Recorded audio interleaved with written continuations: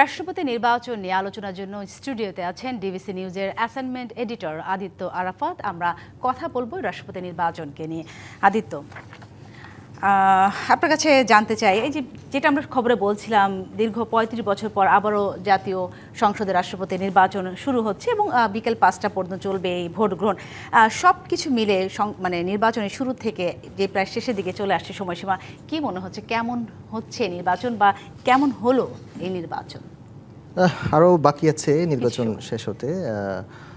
সব মিলিয়ে যদি বলতে চাই ৩৫ বছর পর রাষ্ট্রপতি পদে নির্বাচন হচ্ছে। তো রাজনীতির যে বিউটি বা এই নির্বাচনের সবচেয়ে যে সৌন্দর্য সেটি হচ্ছে যে আপনি জানেন যে এখানে 11 দল থেকে যে প্রার্থী হয়েছেন কর্নেল অলি আহমেদ, এবং তিনি জানেন তার ভোটের সংখ্যা কত, ভোটার কতজন আছেন, 90 জন ভোটার। এবং এই নির্বাচনে সবচেয়ে বড় সংখ্যাগরিষ্ঠতা হচ্ছে বিএনপি, 249 জন ভোটার রয়েছে। মির্জা ফখরুল ইসলাম আলমগীরের বাইরে তাদের যাওয়ার সুযোগ নেই, কারণ এখানে আইনি বাধ্যবাধকতা আছে। যদি কোনো ভোটার যদি দলের বাইরে ভোট দিয়ে থাকে তাহলে সেই বিষয়ে ব্যবস্থা রয়েছে। হ্যাঁ, তো সেই কারণে আসলে এখানে এই নির্বাচন অনেকটা আনুষ্ঠানিকতা মাত্র, এবং এই নির্বাচনের ফল কি হবে এটি আসলে অনেকটাই জানা আছে। এবং আমরা যেটি আপনি দেখেছেন যে আমার একটি প্রতিবেদনে আমি প্রচার করেছি যে মানে বিজয়ের দ্বারপ্রান্তে, অর্থাৎ বঙ্গভবনের বাসিন্দা হতে যাচ্ছেন মির্জা ফখরুল ইসলাম আলমগীর। এবং সেই জায়গায় যে বিষয়টি মোটা দাগে বলতে চাই, এখানে আসলে রাষ্ট্রপতি নির্বাচনের বিষয়ে কর্নেল অলি আহমেদেরও আমাদের একটি সাক্ষাৎকার প্রচারিত হয়েছিল দু একদিন আগে। সেখানে অলি আহমেদও বলেছেন যে তার ফল কি হতে পারে সেটি তিনি জানেন, কিন্তু মানে এই নির্বাচনে রাজনীতির যে সৌন্দর্য এবং মানে অংশগ্রহণমূলক একটা যে নির্বাচন, সেই নির্বাচনের জন্য তিনি প্রার্থী হয়েছেন। নগদ নিয়ে এলো হার না মানা হার অফার। সর্বনিম্ন 10,000 টাকা রেমিটেন্স নগদে পাঠালে থাকছে স্বর্ণের হার জেতার সুযোগ। ফলাফল উনি জানেন, তারপরে ওই যেটা আপনি বলছেন রাজনীতির বিউটি বলে যে ব্যাপারটা, সেটাই আমরা দেখতে পাচ্ছি। আরেকটা বিষয় জানতে চাই, এই নির্বাচন যখন শুরু হলো, নির্বাচনটা নিয়ে কিন্তু শুরু থেকেই নানা গুঞ্জন ছিল। শেষ পর্যন্ত কিন্তু বিএনপি মির্জা ফখরুল ইসলাম আলমগীর মনোনয়ন পেয়েছেন। আমরা যদিও কিন্তু অনেকের নাম শুনছিলাম। আপনার কাছে পুরো এই নির্বাচনে যে নানা গুঞ্জন ছাপিয়ে অবশ্যই মির্জা ফখরুল মনোনীত হলেন, বিষয়টি নিয়ে আপনার পর্যালোচনা জানতে চাই। এই দিয়ে আসলে আমরা নানা ধরনের সংবাদ প্রচার করেছিলাম এবং নানা গুঞ্জনও ছিল। আপনি জানেন বিভিন্ন গণমাধ্যমে এর আগে থেকে রাষ্ট্রপতি কে হতে যাচ্ছেন, সোশ্যাল মিডিয়া সহ এবং মূলধারার কিছু গণমাধ্যমেও বিভিন্ন রকম তথ্য দিয়ে যখন দল থেকে ঘোষণা দেওয়ার আগে নানা রকম গুঞ্জনের ডালপালা মেলেছিল। কে বলেছিল যে মির্জা ফখরুল ইসলাম হতে যাচ্ছেন, আবার কেউ বলেছিল যে ভারপ্রাপ্ত রাষ্ট্রপতি যিনি আছেন তিনি হয়তো ভারমুক্ত হচ্ছেন।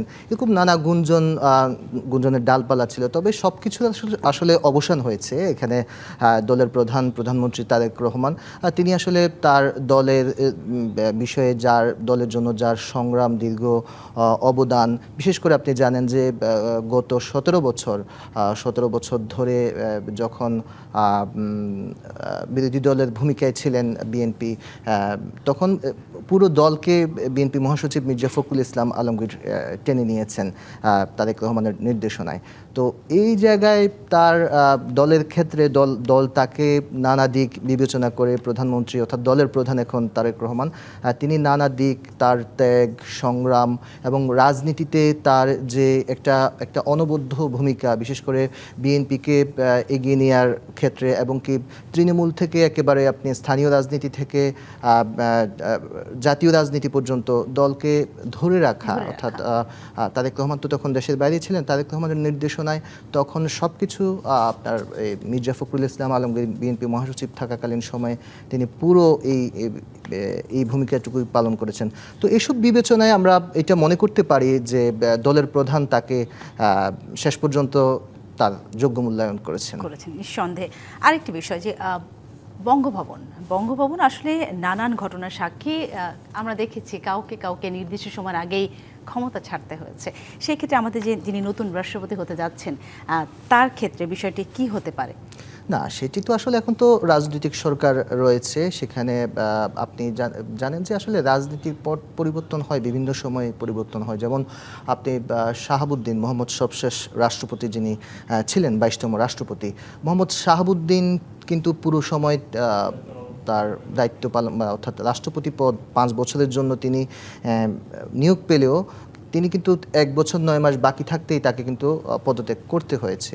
এবং যদিও এটির বিষয়ে রাষ্ট্রপতি বলেছেন তিনি নিজেও অস্বস্তিতে ছিলেন, কারণ একটি দলীয় সরকার নির্বাচিত হয়েছে এবং তারা তাদের মতো করে রাষ্ট্রপতি নির্বাচন করবে, এটাই স্বাভাবিক। এবং সবশেষ আমরা দেখেছিও যে রাষ্ট্রপতি নির্বাচনে শেষ পর্যন্ত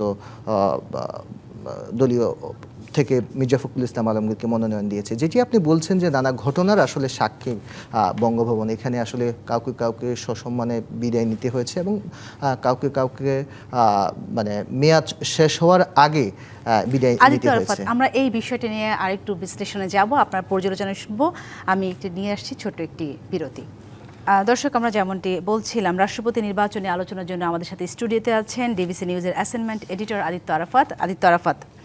আপনার যে বিষয়টি নিয়ে আমরা আলোচনা করছিলাম, আপনার পর্যালোচনা শুনছিলাম রাষ্ট্রপতি নির্বাচন নিয়ে। আপনার কাছে আমার শেষ প্রশ্ন, আমরা অনেকেই জানি না, সাধারণ দর্শকদের কথা বলছি, তাদের জন্য জানতে চাই যে রাষ্ট্রপতির ক্ষমতা আসলে কতটুকু? একটি বিষয় আপনাকে আগে ক্লিয়ার করতে হবে, রাষ্ট্রপতি কিন্তু সরকার প্রধান নয়। সংবিধান অনুযায়ী তিনি সাংবিধানিকভাবে প্রধান ব্যক্তি, অর্থাৎ রাষ্ট্রপ্রধান। এখানে আমরা অনেক ক্ষেত্রে প্রথমত গুলিয়ে ফেলি যে রাষ্ট্রপ্রধান সরকার প্রধান এক করে ফেলি। তো এখানে আপনি যে প্রশ্নটি করেছেন সেখানে হচ্ছে যে সংবিধানের যে 48-এর 3 অনুচ্ছেদ রয়েছে, সেখানে রাষ্ট্রপতিকে কিছু ক্ষমতা দেয়া হয়েছে। এর মধ্যে অন্যতম 2টি ক্ষমতা আছে, যেটি মোটা দাগে যদি আমি বলতে চাই, এর একটি হচ্ছে যে প্রধানমন্ত্রীর নিয়োগ এবং দ্বিতীয়টি হচ্ছে যে প্রধান বিচারপতি নিয়োগ। এই 2টি ক্ষমতা রয়েছে 48-এর 3 অনুচ্ছেদ যদি সংবিধানে আপনি দেখে থাকেন।